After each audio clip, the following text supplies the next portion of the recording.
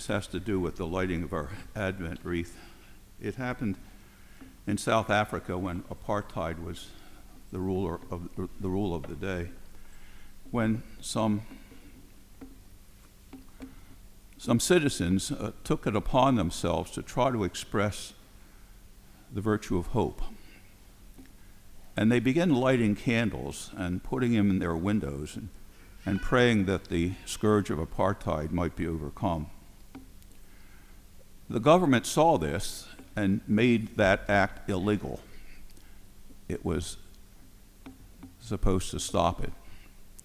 The children made fun of the government in doing that. They said, "Our government is afraid of lit candles." And it persisted again and again. And somehow, the hope that the citizens had that this would be overcome, apartheid, began to influence the authorities. And they began to realize how horrible this situation was. And they changed it. They changed it by lit candles and the virtue of hope. We light candles in Advent time and realize how important hope is. Hope. St. Paul puts it last in the three: faith and love, and then hope. Hoping for what is coming. It's John again. It's John the Evangelist's description of John the Baptist. It's funny that in the fourth gospel, he's not called John the Baptist, but just John. He's not identified as the Baptist, although he comes baptizing. And this is the first chapter of John. It's preceded by the prologue. You remember the beginning of John's gospel. In the beginning was the Word, and the Word was with God, and the Word was God. Well, this starts with the 6th verse, and it's just 2 verses. A man named John was sent from God. He came for testimony, to testify to the light. He wants to say that I'm not here to attract any attention to myself, but I want you to realize what light is. In creation, light preceded darkness. It was the sign of God's Son, the light. In the 9th chapter of John's Gospel, Jesus calls himself the light of the world. And John now says, we need to pay attention to the light. The light had yet to appear. The Gospel in the first chapter is divided into 3 days, 4 days, actually 4 days. The 5th day is the 2nd chapter in John's Gospel, that is the wedding feast at Cana. If you say the rosary on Thursday, those first 3 mysteries are very clear in today's readings. The first is the baptism of the Lord, and the second is the wedding feast at Cana, and the third is what we just heard in that first reading. It's Isaiah 61, chapter 61, and it's what Jesus used as his first sermon in Nazareth when he came to Nazareth and said these exact same words in his first sermon. So that's the third mystery in the mysteries of light. The fourth, the Thursday mysteries for the Rosary, right there. Just kind of a way in which we see how really impactful the readings are for us. So that's the first reading, Isaiah, chapter 61, word for word what Jesus uses in his sermon. And the gospel reading, as I said, is packed. Let me just go through some of these things. The Jews came from Jerusalem, and this is the first time the word Jews is really used in John's gospel. And it's meant to be those Jewish people who were very fervent about their faith. They just escaped captivity in Babylon. They were re-establishing the temple. They were concerned about their faith, and they wanted to make sure they were doing things right. And so they send priests and Levites, these are temple authorities, priests and Levites, to interrogate John the Baptist. And the word was that the Messiah would be one of these 3 people. He would be Elijah, he would be the Messiah, or he would be a prophet. And they seem to say that asking John, now, are you any one of these three? And he says, no, there's no messianic quality in me. I'm not coming to be any of those three. I'm coming solely to be a witness. Now, legally, I think the Jews had an understanding that you needed two witnesses to prove a case. John is saying, I'm the number one witness. And what John, I think, was hinting at, or at least has said to many others who were among his following, that the other witness was Isaiah the prophet, the witness to Jesus, who Jesus was. Because in Isaiah the prophet's writings, there was a kind of a hidden figure that was always there. It came out in the suffering servant parts of his prophecy, that the Messiah was there in it. So I think it's Isaiah and John now who are looking for Jesus. As I say, there are 4 days. This is the first day. It starts with chapter 19. There are 10 verses that are left out of the first chapter of John in this reading, and it's John denying that he's the prophet, that he's the Messiah, and saying that he's a witness. He wants to give testimony. He wants to he wants to bring evidence that Jesus is indeed the Messiah, that he's the coming. The second day, Jesus comes to John, and John calls him the Lamb of God and the Son of God. And then the third day, he calls Andrew and Peter. The fourth day, he calls Nathaniel and Philip. And he's there to see the recognition of who Jesus is as the Messiah. John's gospel does not say anything about John being the baptizer of Jesus. I think it's presumed, and the other three gospel writers certainly do say it, that John the Baptist baptized Jesus. But in John's gospel, that's left out. It's like the part of the Last Supper that John's gospel leaves out. He leaves out the whole institutional narratives of this is my body and this is my blood in the Last Supper in John's gospel. So he presumes that you already know these things, that you already know that John the Baptist is the baptizer of Jesus. The wonderful reading, the second reading to Thessalonians, it's the last part of the letter of Paul to the Thessalonians. And he concludes with these wonderful statements.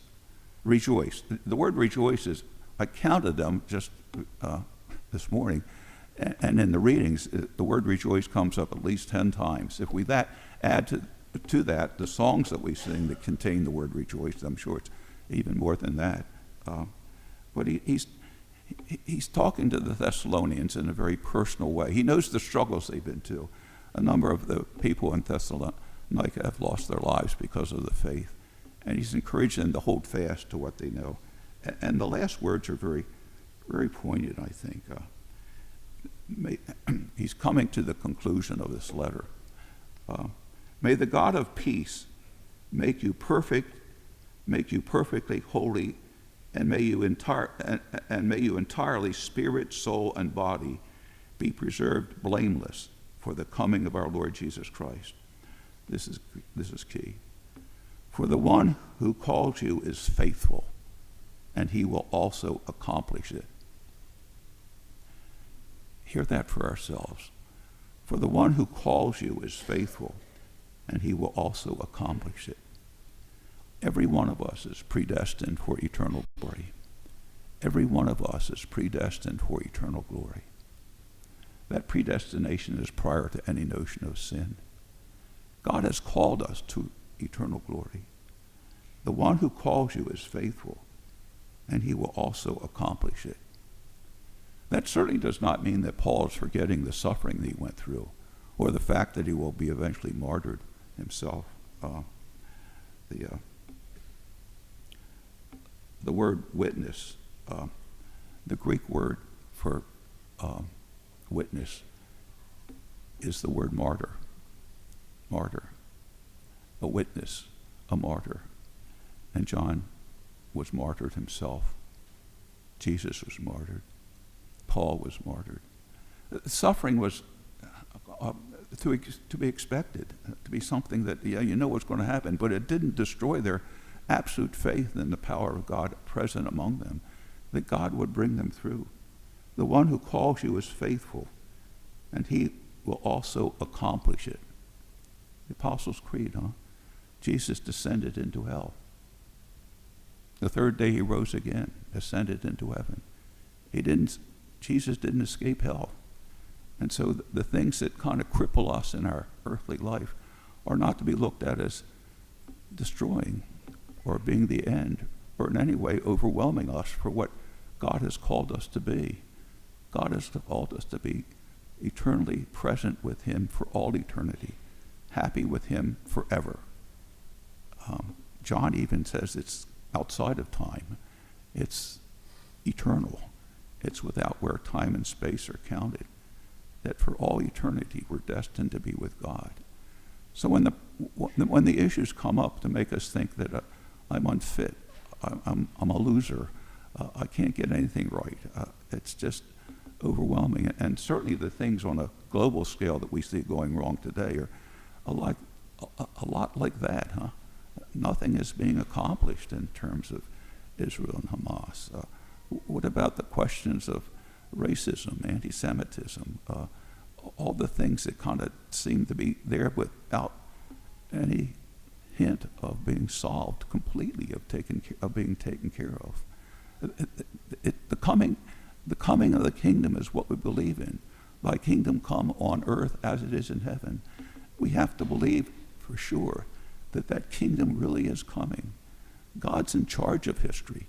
God's in charge of this world. God's in charge of us. God's in charge of things that we see as virtually impossible to fix. And what does Paul say?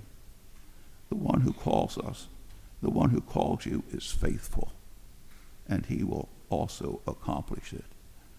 That's what we gather around this table for, huh? Around this altar, to say things are haywire.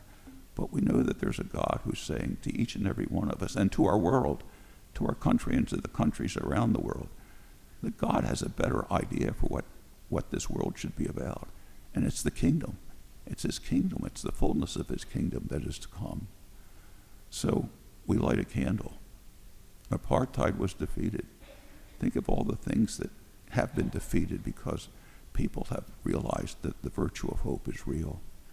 And we need to have that same virtue in our own lives, here and now. Faith, love, and hope. Or love, faith, and hope. The pinnacle. Hope. What's coming. What's around the corner. See if I can get this right now. A week from today, we'll be celebrating the fourth Sunday of Advent. That fourth candle, I should have lit the pink one, shouldn't I? Wow. I asked Andy if we had pink vestments. He said, I don't think we have pink vestments. So we'll have to correct that. The fourth candle will be lit for 4 hours. Saturday,